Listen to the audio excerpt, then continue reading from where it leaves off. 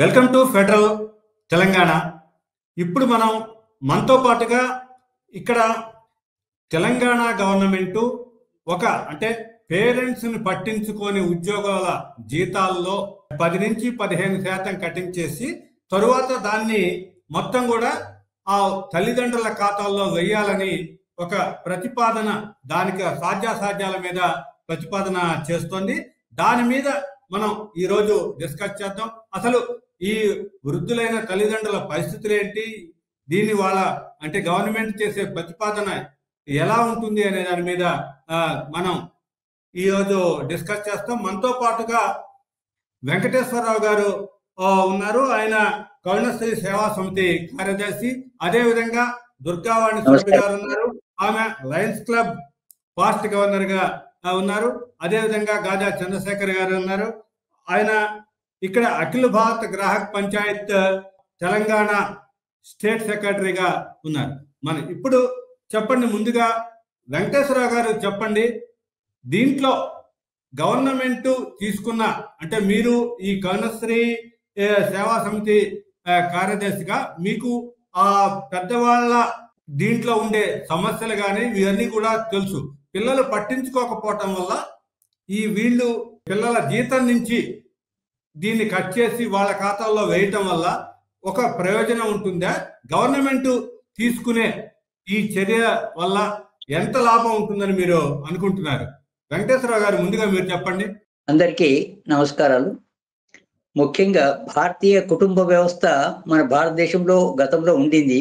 ఈ మధ్యన విదేశాల యొక్క ప్రభావం చేత ఈ కుటుంబ వ్యవస్థ అంతా కూడా చిన్నాభిన్నమైంది. ఈ దశలో మనము మన పిల్లలను విదేశాలకు పంపుతున్నాము.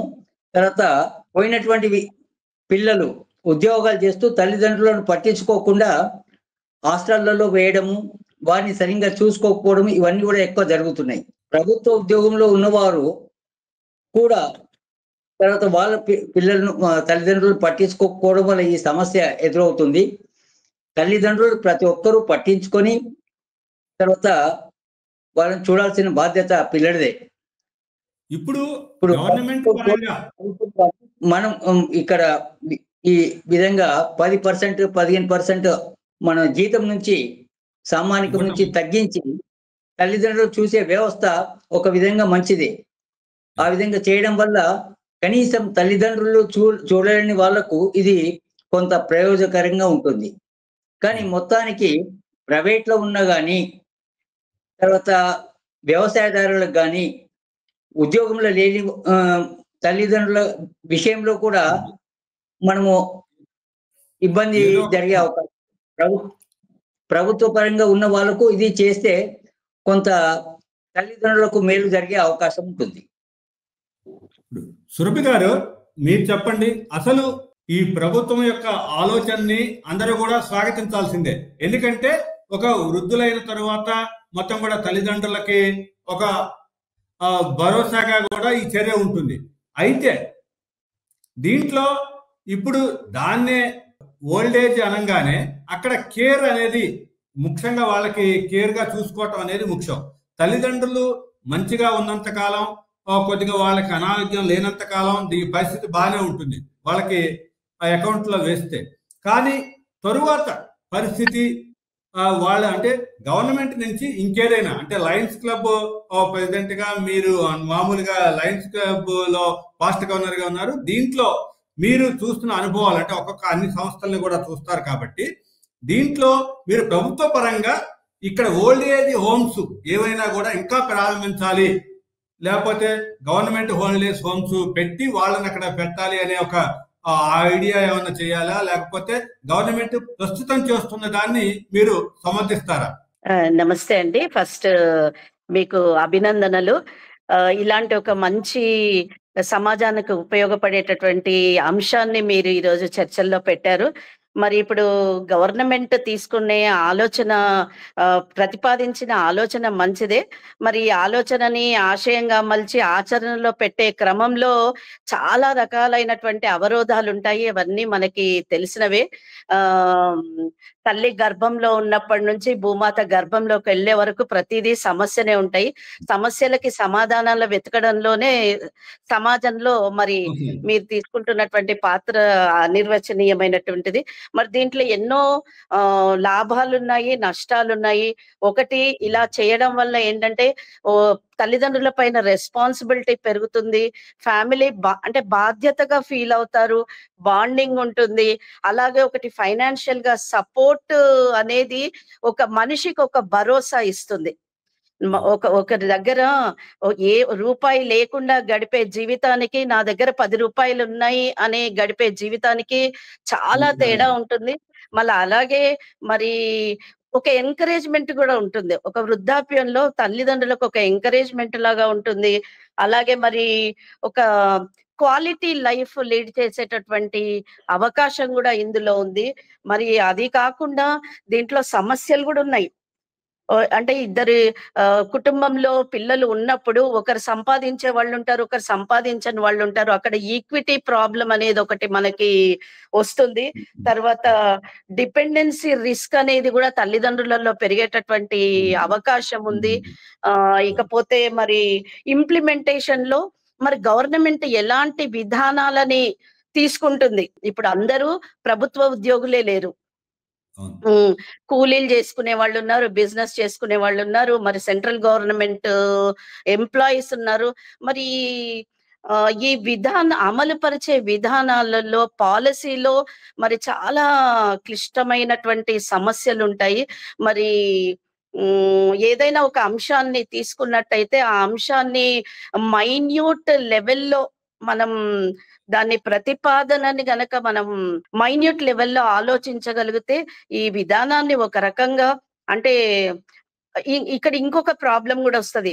అంటే ఎక్కువగా నార్త్ ఇండియన్స్‌లో మనం చూసినట్టయితే వాళ్ళు ప్రొద్దున లేవంగానే తల్లిదండ్రుల పాదాలకి నమస్కరించి, వాళ్ళకి అంటే జాయింట్ ఫ్యామిలీస్ ఉన్నాయి కాబట్టి అక్కడ ఎట్లాంటి ఇది బాండింగ్ అనేది చాలా ఎక్కువగా ఉంది. ఇందాక వెంకటేశ్వరరావు గారు చెప్పినట్టు మనకిక్కడ న్యూక్లియర్ ఫ్యామిలీస్ ఉన్నాయి. ఫారిన్ కల్చర్‌ని మనం ఎక్కువగా అడాప్ట్ చేసుకుంటున్నాము. ఇది ఓకే. ప్రతిపాదన మంచిదే. ప్రతిపాదనతో పాటు మన సంస్కృతిని గూడా మనం మ డెవలప్ చేసేటటువంటి విధానాలు గవర్నమెంట్ గూడా తీసుకుంటే బావుంటుందని అనుకుంటున్నాను నేను. మరి ఇందులో అదే కాకుండా లీగల్ ప్రాబ్లమ్స్ వస్తాయి. ప్రాబ్లమ్. తర్వాత టాక్స్ ప్రాబ్లమ్స్ వస్తాయి. టాక్స్ ఇంప్లిమెంటేషన్స్ ప్రాబ్లమ్స్ వస్తాయి. తర్వాత ఇందాక చెప్పినట్టుగా కుటుంబాలలో సంపాదించే వాడికి, సంపాదించని వాడికి మధ్యలో కూడా డిఫరెన్సెస్ వచ్చే విధానం ఉంది. మొత్తానికైతే దీన్ని ఏదో ఒక పాయింట్‌లో గనుక మనం తీసుకుంటే, నీరు పల్ల మెరుగు, నిజము దేవుడెరుగు అన్నట్టు మరి గవర్నమెంట్ తీసుకున్న ఆలోచన అంటే ప్రతిపాదన బావుంది. బట్ ఆచరణలో ఎలా ఉండాలి అనేది మనం ఆలోచించాలి. చంద్రశేఖరరావు గారు, మీరు చెప్పండి, అసలు ఈ గవర్నమెంట్ తీసుకొచ్చే పాలసీ అంటే అది ఇంకా దానికి గైడ్లైన్స్ రావాలి, ఇదంతా కూడా ఇంప్లిమెంట్ కావాలి. అంటే ఇక్కడ అది మొత్తం కూడా ప్రభుత్వ ఉద్యోగులని దృష్టిలో పెట్టుకొని ప్రభుత్వం చేస్తోంది ఇప్పుడు. అయితే దీని మీద మీ అభిప్రాయం ఏంటి? మొదటగా ఈ చర్చా వేదికని ప్రారంభించినటువంటి యాజమాన్యానికి, ఈ మీడియాకి కృతజ్ఞతగా అభినందనలు తెలియజేసుకుంటూ,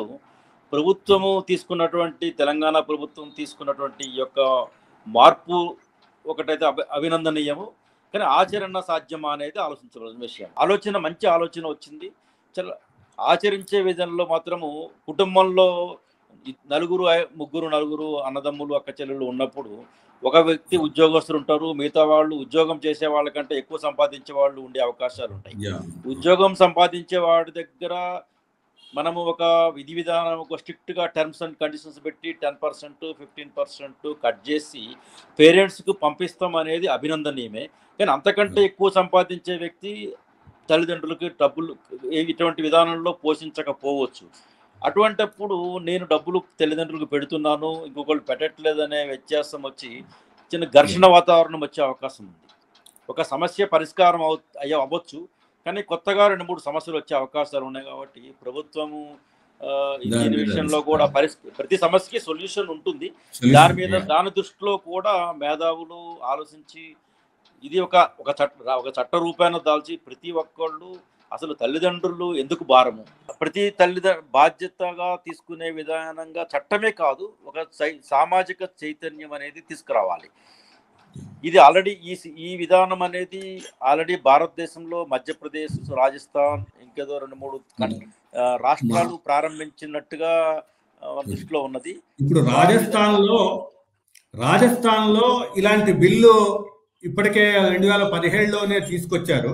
అయితే అక్కడ దీంట్లో అసలు ఇప్పుడు ప్రభుత్వ ఉద్యోగుల పరిస్థితి, జీతం కట్ చేస్తారు, మరి ప్రైవేటు ఉద్యోగుల పరిస్థితి ఏంటి, మిగతా వాళ్ళ పరిస్థితి ఏంటి అనేది మీరు లేవనెత్తిన అంశాలనే వాళ్ళు అక్కడ ప్రతిపక్షంలో ఉన్న వాళ్ళు లేవనెత్తారు. అయితే దాన్ని ఇంకా వాళ్ళు పటిష్టం చేయాలి, ఆ బిల్లుని ప్రభుత్వ పరంగా ఇంకా కూడా ఒక జాగ్రత్తగా ఉండాలి అనేది రాజస్థాన్లో చెప్పారు. అదేవిధంగా మహారాష్ట్రలో చూసుకున్నట్టయితే జిల్లా పరిషత్తుల విషయంలో జిల్లా పరిషత్తుల్లో ఒక 12 మంది మీద నుంచి కూడా, అంటే తల్లిదండ్రుల నుంచి అక్కడ ఆ జిల్లా పరిషత్ చైర్మన్ కి వాళ్ళందరికీ కూడా ఫిర్యాదులు వచ్చిన నేపథ్యంలో ఆ 7 వాళ్ళకి ముందుగా నచ్చజెప్పడం జరిగింది, తల్లిదండ్రులను చూసుకోండి అని చెప్పారు. తరువాత వాళ్ళ 7 ఇంకా మాట వినకపోతే 7 జీతాల నుంచి 30% కట్ చేసి తల్లిదండ్రుల ఖాతాలో వేయటం మొదలుపెట్టారు. ఇది ఇక్కడ రీసెంట్ గా హైదరాబాద్ లో కూడా ముసరాంబాగ్ లో ఒక 90 ఏళ్ల మహిళ, అంటే వృద్ధురాలని కొడుకులు చూడటం లేదు అనే ఒక కంప్లైంట్ రెవెన్యూ వాళ్ళకి వెళ్తే ఆ ఇంటిని వాళ్ళు ముందు చెప్పి చూశారు. వాళ్ళు అయినా వినకపోతే ఇంటిని సీజ్ చేశారు. మీరు తల్లి సంపాదించిన ఇంట్లో ఉండటానికి వీల్లేదు అని అధికారులు ఒక ఇది చేశారు. అయితే దీన్ని బట్టి ఇదొక్కటి కూడా తాత్కాలికమైన చర్యలుగానే మిగిలిపోతున్నాయి. అంటే ఒక సమాజంలో మార్పు అనేది సహజంగా మార్పు రావాలి. ముందు ఇలాంటి సమస్యలకి పరిష్కారం పూర్తిగా రావాలి అంటే సమాజంలోనే మార్పు రావాలి. దీని మీద అసలు వెంకటేశ్వరరావు గారు మీరు చెప్పండి, మీరు దగ్గరుండి ఈ వృద్ధ పేరెంట్స్ కానీ వీళ్ళందరినీ కూడా మీరు గమనిస్తూ ఉంటారు, వాళ్ళకు వచ్చే సమస్యలు ఏంటి, వాళ్ళు ఏం కోరుకుంటూ ఉంటారు?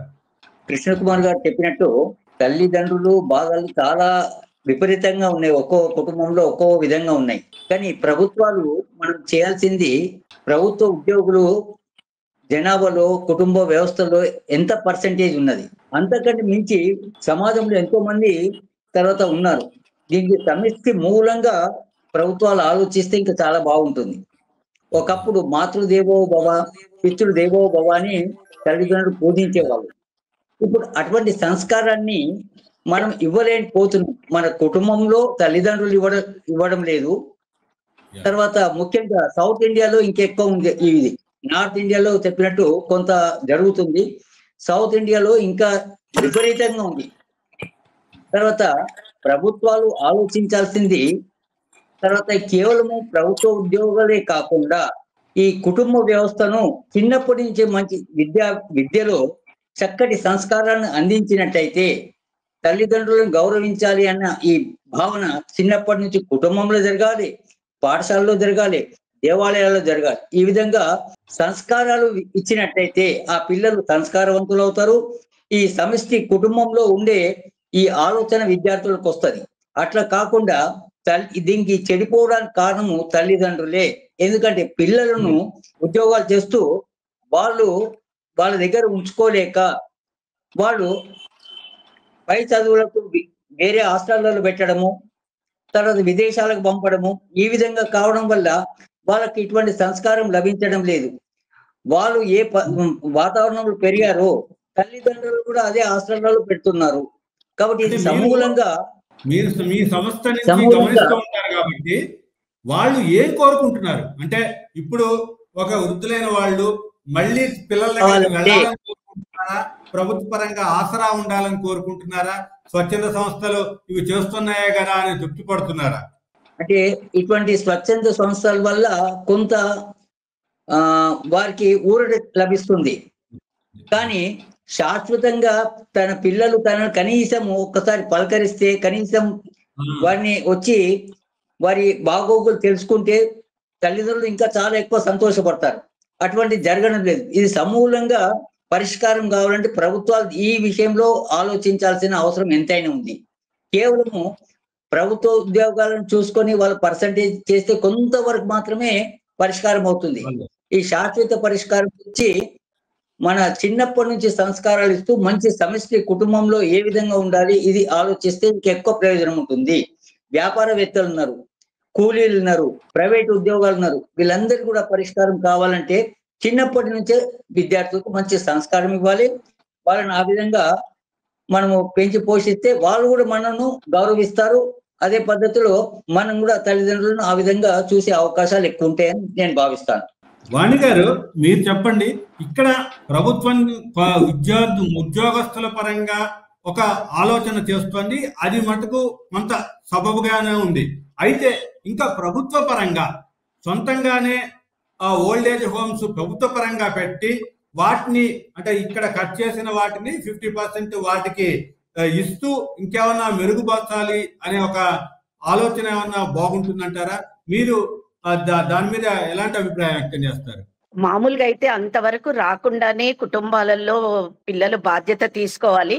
ఇంకా మరీ విధి లేని పరిస్థితులలో గవర్నమెంట్ అలా చెయ్యడం వల్ల కూడా మరి పిల్లలుండి అనాథలుగా మిగిలిపోయిన తల్లిదండ్రులకు అది ఒక దేవాలయాలే అవుతాయని నా అభిప్రాయం.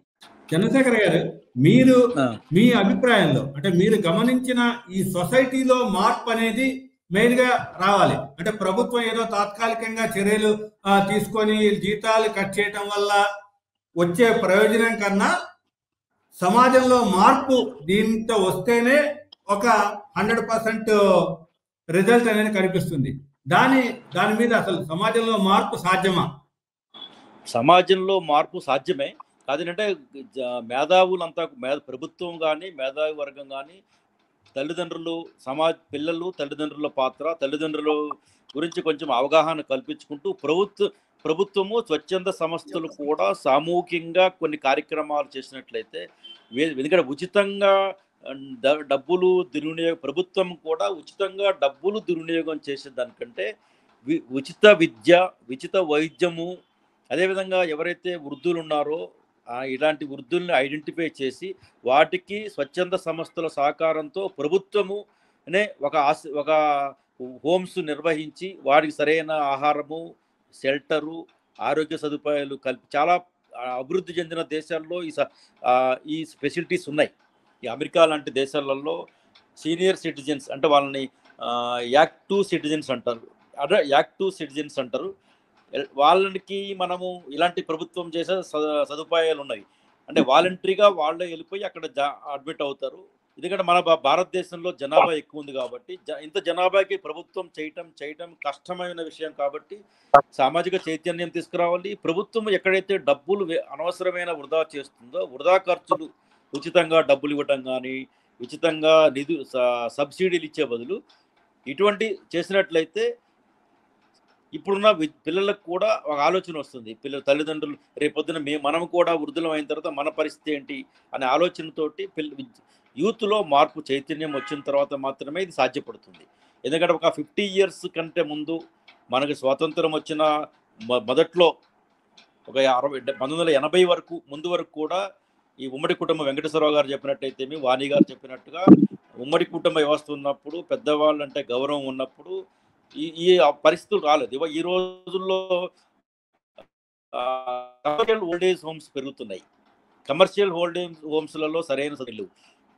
కాబట్టి ఇది ప్రభుత్వం ఆలోచించి ఒక చట్టం ఇతర రాష్ట్రాల్లో కూడా ఉన్నవి, ఇటువంటి ఇతర దేశాల్లో ఉన్నాయి. వాటిని ఇప్పుడున్న మన తెలంగాణలో ఉన్న ప్రభుత్వము ఒక కమిటీ వేసి దీని మీద స్వచ్ఛంద సంస్థల అభిప్రాయం తీసుకొని చేసినట్లయితే మార్పు ప్రారంభమవుద్ది. మార్పు ఇమీడియట్లీ సాధ్యపడదు, కానీ ఇప్పుడు మార్పుకి మనం బీజం వేసి ఇప్పుడు ఇది ఒక ఆలోచన, మంచి ఆలోచన గవర్నమెంట్ చేసింది. ఈ ఆలోచనని ఇంకా విస్తృతంగా చేయాలంటే కొన్ని ఈ సదుపాయాలు చేసినట్లయితే మార్పు వచ్చే అవకాశం అయితే కనిపిస్తుంది. ముఖ్యంగా నా ఉద్దేశంలో ఈ ఓల్డ్ ఏజ్ హోమ్స్ భారతదేశ పరిస్థితులను బట్టి అవసరమే లేదు. ఎందుకంటే తల్లిదండ్రులను పోషించాల్సిన బాధ్యత పిల్లడిదే. ఎవరైతే పిల్లలు లేరు అటువంటి తల్లిదండ్రులకు మాత్రమే ఇది ఓల్డేజ్ హోమ్స్ పెడితే బాగుంటుంది. ఉద్యోగస్తులు కానీ, తర్వాత వ్యవసాయదారులు కానీ, బిజినెస్ పర్సన్ కానీ, ఎవరున్నా పిల్లలు ఉన్నప్పుడు ఆ తల్లిదండ్రులను గౌరవించి చూడాల్సిన బాధ్యత పిల్లలదే. అటువంటి పిల్లలను తయారు చేయాల్సిన బాధ్యత కూడా ప్రభుత్వం ఆ దిశగా ప్రయత్నం చేసినట్టయితే ఎక్కువ ప్రయోజనం ఉంటుంది.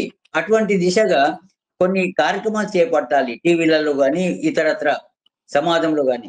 చేసినప్పుడే సమాజంలో మార్పు వస్తుంది. మన సమిష్టి కుటుంబ వ్యవస్థ చిన్న భిన్నం కావడానికి కారణం ఇదే. మన సంస్కారాలు ఇవ్వకపోవడం వల్లనే ఇవన్నీ కూడా చిన్న భిన్నం అవుతుంది. కాబట్టి ఇప్పటికైనా గ్రహించి ప్రభుత్వాలు మనము ఈ సారా కొట్లకు లేకపోతే ఇంకేదైనా వాటికి ప్రాధాన్యత ఇచ్చే కంటే, ఈ ఉచితాలకు ప్రాధాన్యత ఇచ్చే కంటే ఇటువంటి సంస్కారాలకు ప్రాధాన్యత ఇచ్చి ప్రోత్సహిస్తే చాలా బాగుంటుంది.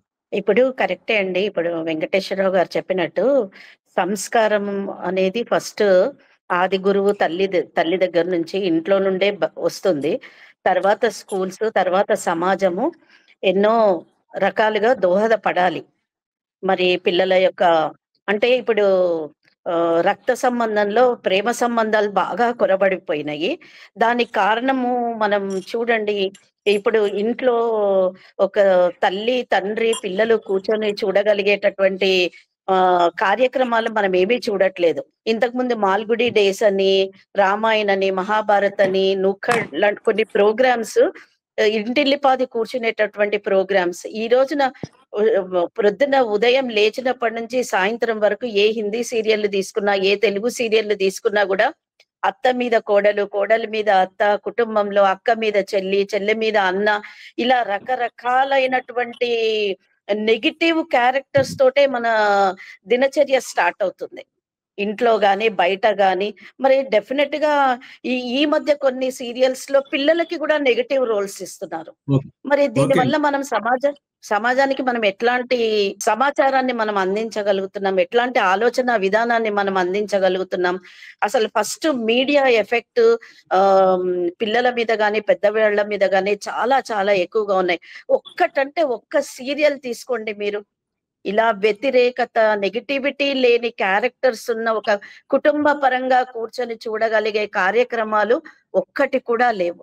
ప్రతిదీ ఓపెనే. 15 ఏళ్ల పిల్లవాడికి ఓపెనే. మరి కడుపు కాయ కష్టం చేసి కన్న తల్లి ఎన్నో కష్టాలకు ఓర్చి పిల్లల్ని, తండ్రి లేకపోయినా కూడా పిల్లల్ని సాకే టైంలో ప్రేమ లాంటి వ్యవహారాలతో 15 ఏళ్లకే 16 ఏళ్లకే కన్న తల్లిని చంపేంత ద్వేషం పెరుగుతుంది అని అంటే మరి సమాజంలో మనం ఎక్కడున్నామో ఒక్కసారి మనం ఆలోచించాలి. గవర్నమెంట్ ఎన్నో చెయ్యాలనుకుంటారు, కానీ అది మన దగ్గర నుంచి కూడా ప్రతి తల్లిదండ్రి కూడా ఆలోచించాల్సిన అవసరం. వెంకటేశ్వరరావు గారు, మీరు కంక్లూజివ్ దీంట్లో అంటే చివరిగా మీ అభిప్రాయాన్ని, అంటే గవర్నమెంట్ అభిప్రాయంతో పాటుగా మీరు ఈ పేరెంట్స్ ని దృష్టిలో పెట్టుకొని, ఓల్డ్ పేరెంట్స్ ని దృష్టిలో పెట్టుకొని మీరు ఇచ్చే సలహా ఏంటి ప్రభుత్వానికి? ప్రభుత్వం ఈ దిశగా నిజంగానే ఆలోచించగలిగితే సమూలంగా ఈ వ్యవస్థను ప్రక్షాళన చేయాల్సిన అవసరం ఎంతైనా ఉంది.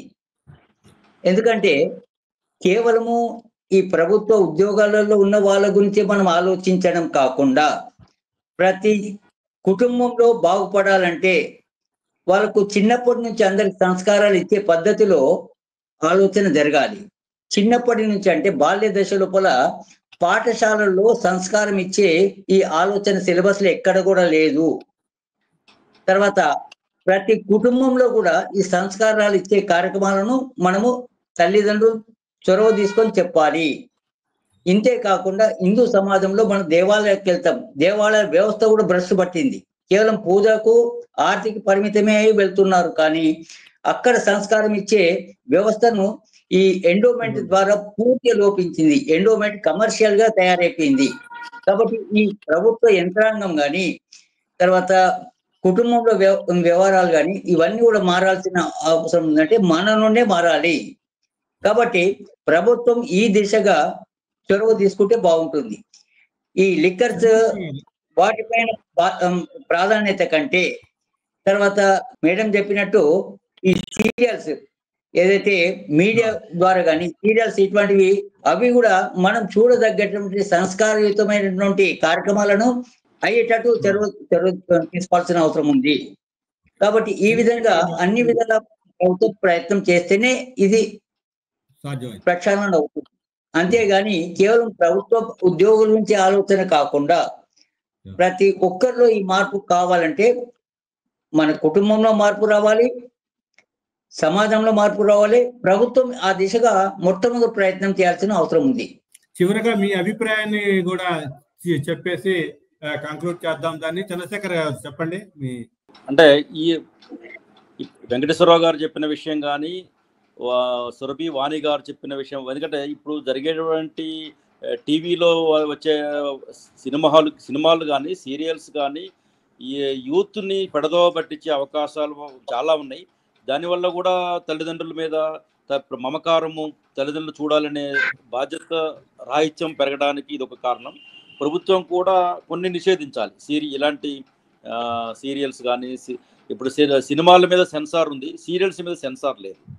సినిమాల మీద ఏ విధంగా సెన్సార్ ఉందో సీరియల్స్ మీద కూడా సెన్సార్ ప్రభుత్వము ఒక యాజమాన్యం లాంటిది పెట్టినట్లయితే ఈ మళ్ళీ కుటుంబ వ్యవస్థ, ఉమ్మడి కుటుంబ వ్యవస్థ మళ్ళీ మెరుగుపడటానికి వచ్చే అవకాశం ఉంటుంది. అదేవిధంగా పిల్లలకి ఎక్కడైతే మన పాఠశాలల్లో పాఠ్యాంశాలలో సిలబస్తో పాటుగా కుటుంబ వ్యవస్థ అంటే ఏంటి, తల్లిదండ్రులు ఏంటి, గ్రాండ్ పేరెంట్స్ ఏ విధంగా ఉండాలి, సమాజం పక్కవాడికి సహాయం చేయటం సెకండరీ. ఫస్ట్ మన కుటుంబానికి మనం ఎంతవరకు సహాయం చేస్తున్నాము, వాళ్ళకి అవసరానికి ఎంతవరకు ఉపయోగిస్తున్నాము. ఎందుకంటే ఇప్పుడు లైఫ్ స్పాన్ పెరిగింది. గతంలో వృద్ధులు అంటే 60 సంవత్సరాలు 70 సంవత్సరాలు వృద్ధులు అంటున్నాము. ఇప్పుడు 100 years వాళ్ళ లైఫ్ స్పాన్ పెరిగింది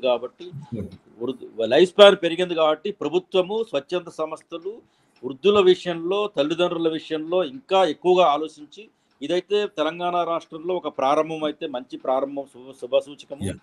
దీనికి ముందుకెళ్ళటానికి ఇంకా మేధావులు, స్వచ్ఛంద సంస్థలు ఆలోచించి, లైఫ్ స్పాన్ పెరిగింది కాబట్టి ఎప్పుడైతే లైఫ్ స్పాన్ పెరిగిందో దానికి తగ్గట్టుగా వనరులు, ఆరోగ్యవంతమైన సంతోషకరమైన వాతావరణం క్రియేట్ చేస్తే బాగుంటుంది అనేది అభిప్రాయం. థ్యాంక్ యూ అండి. ఇప్పుడు మొత్తం మీద తెలంగాణ గవర్నమెంట్, ముఖ్యమంత్రి రేవంత్ రెడ్డి గారు చేసిన ప్రతిపాదన అయితే ఇక్కడ తల్లిదండ్రులను పట్టించుకొని ఉద్యోగుల జీతాల్లోంచి 10 నుంచి 15% దాకా కట్ చేసి దాన్ని వాళ్ళకి అందజేస్తాం, వాళ్ళ ఖాతాల్లో వేయటము అనే దానికి అందరూ కూడా స్వాగతిస్తున్నా కూడా దాంట్లో ఉండే లోటుపాట్లనైతే అధ్యయనం చేయాల్సి ఉంది. దానితో పాటుగా ఇక్కడ ప్రభుత్వ పరంగా ఓల్డ్ ఏజ్ హోమ్స్ పెడతారా, లేకపోతే ఏంటి, మిగతా అంటే కేవలం గవర్నమెంట్ ఉద్యోగుల పిల్లల తల్లిదండ్రులే కాకుండా మిగతా వాళ్ళ సంరక్షణ కూడంలో ఏం చేస్తుంది, ముఖ్యంగా వాళ్ళ వృద్ధుల కేర్ విషయంలో ఏం చేస్తుంది అనేది అయితే చూడాల్సి ఉంది. థ్యాంక్ యూ అండి. ఈ చర్చలో పాల్గొన్నందుకు మీ అందరికీ కూడా ధన్యవాదాలు. ధన్యవాదాలు. Thank you.